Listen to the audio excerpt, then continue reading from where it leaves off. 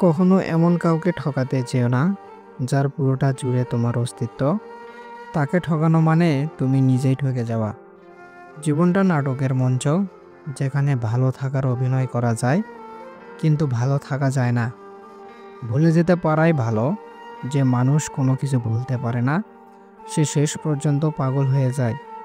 প্রেম মানুষকে অভিনয় করতে, কথা গোপন করতে, দুঃখ সহ্য করতে ও মা বাবাকে অপমানিত করতে শেখায়। নিজের স্ত্রীকে কখনো অন্য নারীর সাথে তুলনা করবেন না।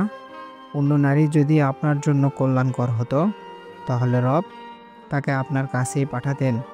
তুমি যাকে মন থেকে ভালোবাসবে, দেখবে সেই তোমাকে সবচেয়ে বেশি কষ্ট দিবে। কথাটা একসময় আমার বিশ্বাস হতো না। ভাবতাম এটা কেমন করে হয়, কেউ তার ভালোবাসার মানুষকে শুধু শুধু কষ্ট দিতে যাবে কেন।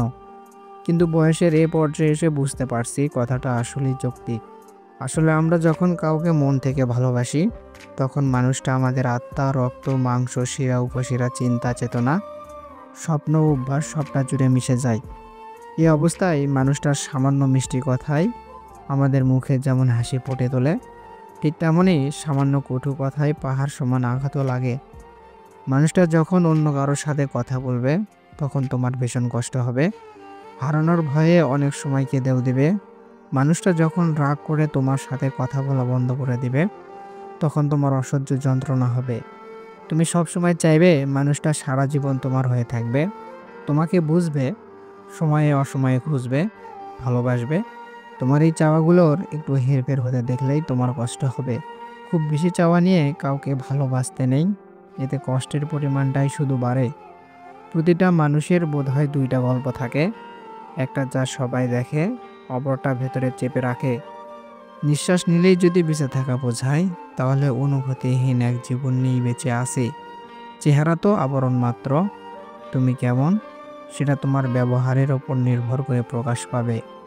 মানুষ তখনই তোমায় কষ্ট দেবে, যখন তুমি তাকে নিজের থেকেও বেশি ভালোবাসবে। অবশেষে মানতে হলো, সময়ের সাথে সাথে কাছের মানুষগুলোও বদলায়। যারা অজুহাত দেখিয়ে চলে যায়, তাদের কি আদেও ফেরানো যায়? চলে যেতে চায় বলেই তো তারা অজুহাত দেখায়। ওপরওয়ালা ভেঙে যাওয়া জিনিসের ব্যবহার খুব সুন্দর করে করেন, শুধুমাত্র সময়ের অপেক্ষা। সময় তো চলেই যায় সময়ের নিয়মে। যতটুকু সময় আমরা পাই না কেন, সেই সময়টুকু সুন্দর করে ব্যয় করতে জানতে হবে। সেই মানুষটার সাথে কখনো বন্ধুত্ব রেখো না, যে সবার সামনে তোমায় ছোট করে। সেটা যদি মজার ছলে হয় তবুও। একসাথে মিলে পরিস্থিতির সাথে লড়াই করাটা একতা, আর খারাপ পরিস্থিতি দেখে সাথ ছেড়ে দেওয়াটা বিশ্বাসঘাতকতা। নিজের সিদ্ধান্ত কখনো অপরকে নিতে দিও না, বিশেষ করে সেটা যদি তোমার এডুকেশন, বিবাহ, বাচ্চা অথবা ব্যবসার সাথে জুড়ে থাকে। বাড়লে বয়স বন্ধু কমে, শুধু ফোনের কন্ট্যাক্টে নাম্বার জমে। বইয়ের 3টি কাজ আপনাকে তাড়াতাড়ি বুড়ো করে দেয়। নাম্বার 1, যদি সে মানসিকভাবে আপনাকে ভেঙে দেয়। নাম্বার 2, নিয়মিত কানের কাছে ঘ্যানর ঘ্যানর করলে। নাম্বার 3, স্বামীকে শারীরিক সুখ দিতে না পারলে। ব্যাংকে যদি সোনারিটির ওপরেও বসাও, তাহলে সে লাফিয়ে নলাতেই যাবে। কিছু মানুষও ঠিক এমনই হয়। অধিক সুন্দরী বউ হলে পুরুষকে চাকরির সাথে চৌকিদারিও করতে হয়। তাদের থেকে অনেক দূরে থেকো, যারা তোমাকে মিথ্যা বায়ানত বলে, তোমাকে তুচ্ছ তাচ্ছিল্য করে, তোমাকে ব্যবহার করার জন্য মায়া দেখায়, অসম্মান করতে দ্বিধাবোধ করে না। কারো প্রতি অতি বিনয়ী হতে নেই, এতে নিজেকে চরম মূল্যহীন হতে হয়। হাতটা ধরার আগে ভাবো, কতটা শক্ত করে ধরলে শেষ অবধি ছুটবে না। অর্থ মানুষের অবস্থার পরিবর্তন করতে পারলেও অনেক ক্ষেত্রেই স্বভাব পরিবর্তন করতে পারে না। ভরসা তাকেই করো যে তোমার 3টি জিনিস বুঝবে: হাসির পেছনে থাকা দুঃখ, রাগের পেছনে থাকা ভালোবাসা, চুপ থাকার পেছনে কারণ। ভাগ্যে থাকলে হবে, আর না থাকলে হবে না। এই একটি কথা বলে প্রত্যেকটি মানুষ প্রত্যেকটি দিন নিজেকে সান্ত্বনা দেয়। মেয়েরা শ্বশুর বাড়িতে থাকলে ফুল অন এনার্জি থাকে, কাজ করতে মন না চাইলেও কাজ করে। আর বাপের বাড়িতে থাকলে প্রেশার লো করে, শরীরই চলে না। কষ্টের ভাষা শুধু চোখের পানি হয় না, কখনো মিষ্টি হাসির মাঝেও লুকিয়ে থাকে। যারা আপনাকে দেখে ভেতরে ভেতরে চলে, তাদের কখনো ঘৃণা করবেন না, কারণ এরাই সেই মানুষ যারা কিনা বোঝে যে আপনি তাদের থেকে সত্যিই উত্তম।